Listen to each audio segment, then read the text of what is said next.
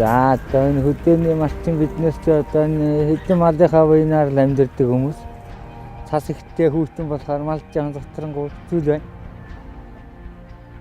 Тэгээд одоо энэ малчин хүний гол одоо харж явдаг юм тэнгэр хангаа байдгийн шүү дээ. Тэгээд одоо энэ мал гэж амтнал байхгүй болчихвол бид нар ч амьдрахад хэцүү болно шүү дээ.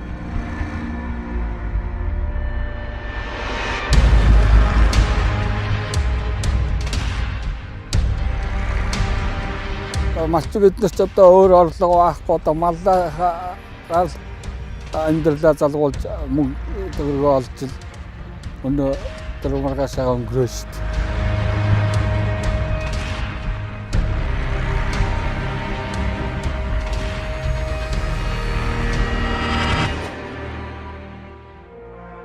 Юмыг үзээгүй гэдэг нь ингээл ийм хэцүү хөтөн улирал болдгийг урд нь үзчихлээсэн. Гэхдээ энэ жил бүр арай дамгаа хөтөн бай.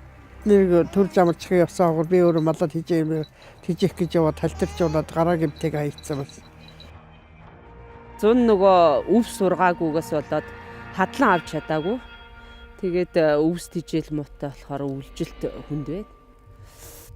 Тэгээд одоо тэг малын тижэл өвсгүүл малаал яаж нэг 5 малаа онд орууландаа л ижил сууж байна.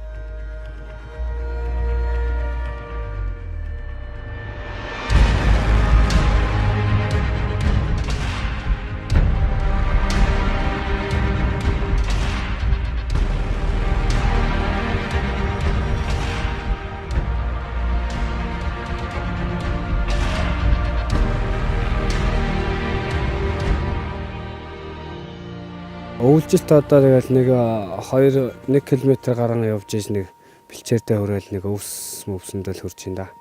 Бэлчээрээ сэлгээл тэгэл өөр тишээгээл тэгэл. За улам тэгэл 1 км гарангаа цаашлуулаад тэгэл 2 км гар явуулаад тэгэл өвсөн зас масын ухаж байрал тэгэл малдаа ус гаргаж игэл. Ганцаараа малаа молж байгаа болохоор зэрэг их хүүтрээд ихэд чинь малын тижэл өгөх барих гэдэг ажиллагаа их ихтэн. Тэгэл өглөө ороод нэг жоохон хэвэг амсуулчаа тэгэл өөрөөхт ордсон өдөр өвс өгдөг гаднаа аваад үссэн болчихсон бай. Дараа нэг өвс муутай болохоор энэ жилээр тижэл маш их орж байна.